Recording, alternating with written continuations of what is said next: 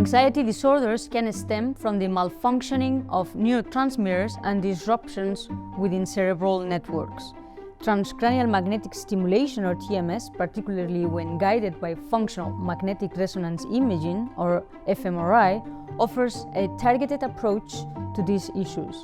By pinpointing and addressing the specific neural circuits that are not functioning correctly, fMRI-guided TMS can actively restore proper functioning within these networks. This process, in turn, helps regulate anxiety symptoms, providing a promising avenue for treatment.